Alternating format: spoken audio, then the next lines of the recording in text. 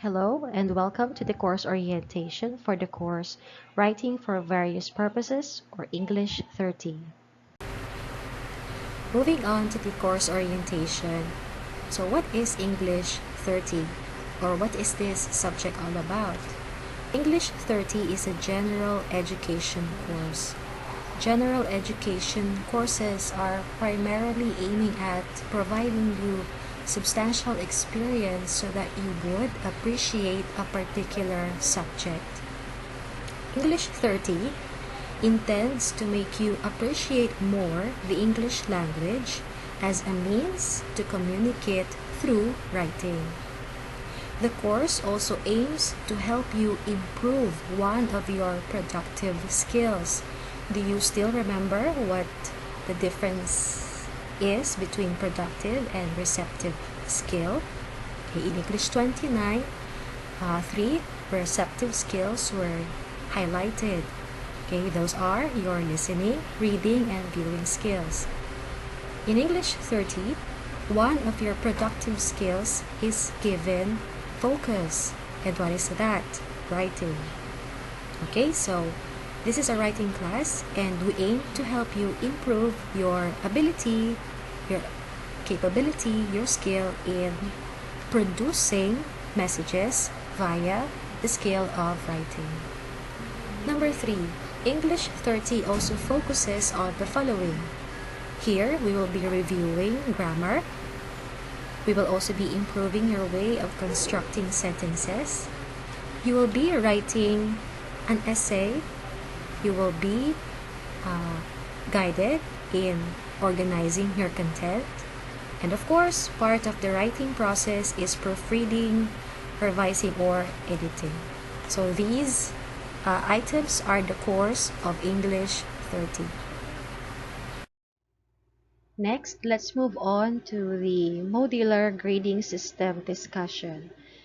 This new modular grading system has been implemented since last term, I believe so. So, how does this work? So, instead of receiving only one grade throughout the entire term, each module or each period, the preliminary period, the midterm period, and the final period will each be given a grade. 40% will be coming from the quizzes. The remaining 60% will be coming from your major assessment or modular exam. And the average of these 3 grades will be the basis of your final transmuted grade. Okay, so that's how it works. Moreover, another thing that you should bear in mind with this new modular grading system is that the strictness in terms of schedule will also be observed. What does it mean? After the preliminary period, you will no longer be granted access to all the graded tasks in that folder. So do you still remember the due date for all the graded tasks in Module 1? So bear that in mind. Bear that date in mind because after that due date or after that specific day or date, you will no longer be given access to all the graded tasks in Module 1. The same thing applies to all the graded tasks in Module 2 and Module 3. Okay, so plan well your schedule, especially in this self-paced course.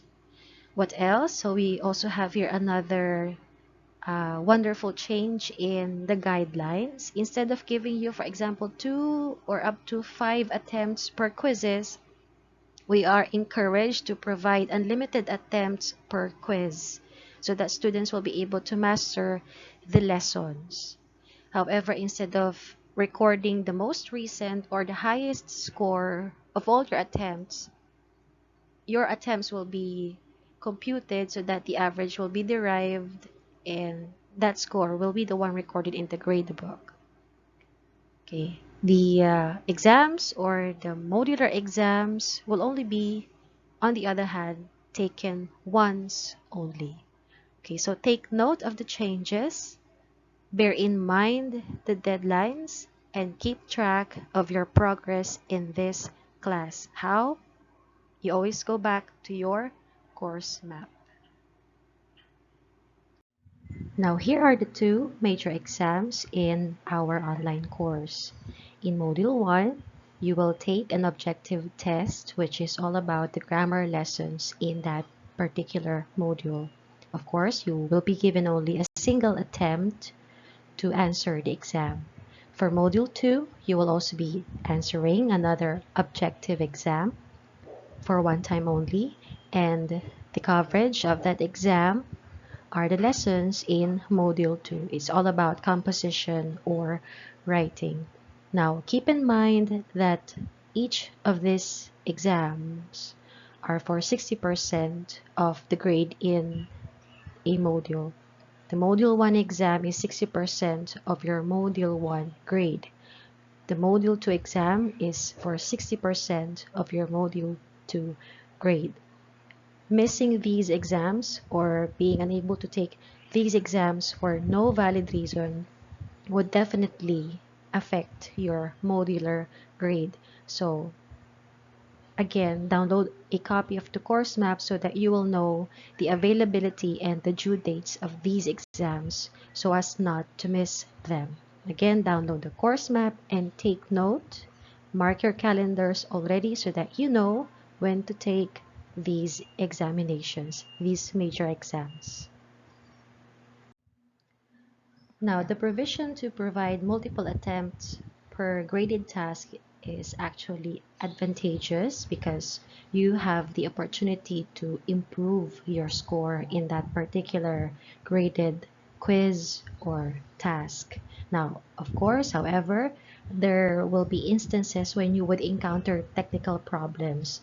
So instead of improving your score, some attempts may be faulty, and that attempt may definitely affect the average of all your attempts, which is going to be the one recorded in the system and computed for the final grade. Now, when this happens, when you encounter a faulty attempt and you wish it to be cleared, you simply need to file a request for this particular defective attempt to be removed, so that it will not affect the average score for that graded task. So how do you do it? Okay, so first you need to ensure that you will be able to capture enough evidence that will support your explanation for that particular faulty or defective attempt. If there was a technical error or uh, connection problem, you need to take a screenshot of the entire monitor of your device which you used in answering that quiz during that attempt. I need to see in the screenshot the date, the time, and the error prompt which will attest to the excuse.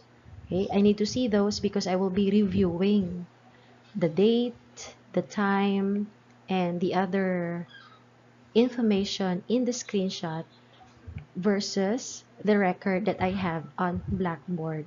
Now, once the excuse is confirmed via the screenshot sent to me on MS Teams, again, send me the screenshots on MS Teams. Once they are confirmed, I will clear the faulty attempt and inform you about it. Okay, however, bullet number 3, the filing of the clearing of attempt must be done within 1 week after the failed attempt. After that 1 week period, your request will no longer be entertained. Okay, so as soon as you encounter the problem, and you wish that faulty attempt to be cleared or removed so that your average score will not be affected, immediately, again, immediately inform me, immediately send me the screenshot or the documents or the proof needed so that I will be able to confirm your excuse, and then I will clear that defective attempt so that again your average score will not be affected. Okay, so keep in mind these 3 important bullets. So the same process should be done when the faulty attempt or the defective attempt would happen when you are taking an exam. Supposing you are taking the test or the major exam and your connection got interrupted, ganun ulit. Take a screenshot. Be aware, be alert, take a screenshot of your monitor. If you cannot do it, take a video, grab your phone and take a video of your screen with the prompt, the date, and the time. And then perhaps you can also take a video of your router or your modem or whatever unit that you have there providing you internet connection which is not working during that time, and then send it to me. Send the screenshot or whatever proof you would be able to save so that your excuse will be confirmed. And I would be more than glad to clear that attempt so that you will be able to retake the test on a specific no date. What excuses are considered valid and what proof may be presented? Here are examples. Example number 1, if you got hospitalized or if someone from the family died, you may send me a clear copy of any document that would prove your hospitalization or that would prove you attending the burial or the wake of a certain relative. Next, bullet number 2, if you have appointments, you may also send me in advance. Okay, again, send me in advance the receipt, the letter, or a screenshot of an email or any document showing the date and the purpose of your appointment. Bullet number 3, loss of internet connection. Okay, I will only consider this a valid excuse if you would allow me to first examine your proof or your evidence. So what evidence may be presented? You may show me a document expressing or explaining the disconnection notice from your provider, plus a screenshot of your device entire screen showing the time, date, and the tabs when the connection was cut. Okay, so for example, right at this moment, my connection would be interrupted and the interruption caused me to not continue a graded quiz. So right immediately, I should take a screenshot of my entire screen and save it as a picture or a photo, because that screenshot will serve as an evidence that I was indeed not able to take the quiz because of the interrupted connection. Okay, now if you have other excuses to present and it's not among the list, you may simply first send me a course message so that we could discuss. Now let's talk about grade consultation. Okay, now let's talk about class standing. Now after each period, the period for Module 1 and the period for Module 2, I will be, of course, computing your class standing. And after the computation of your class standing per module, I will be posting an announcement about it.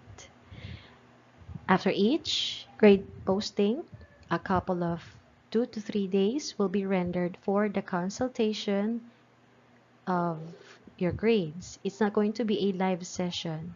Instead, I expect you to review your grade and immediately send me a course message via preferably MS Teams if you have concerns or questions. Okay, so again, after I post about your class standing, 2 to 3 days will be rendered for the consultation. During this consultation period, I expect you to review your scores and your grade. If something is wrong, you need to immediately send me a course message. Aside from the message and the request to review a certain part of the grade book, I will also be asking you to send me photos that will support your complaint. Now, this one is important. After the consultation period, your grade will be considered final and correct. So it's important for you to take seriously the consultation period. Say for example, you would only raise a concern about your module 1 grade during the module 2 period already. Nasa gitna na ng module 2 period before you were able to actually identify something wrong with a score in a graded task. When that happens, I might not be able to uh, entertain your request. Just to teach you a valuable lesson about following instructions. Okay, I know that it's a bit petty, but it's important for even adults to follow instructions, okay, and read simple notes.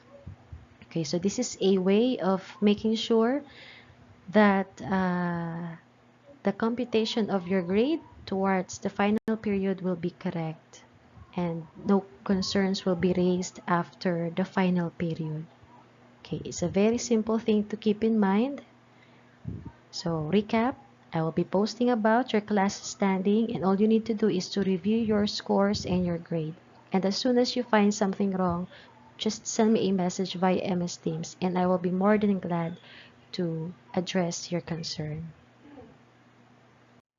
Thank you very much for viewing the course orientation file.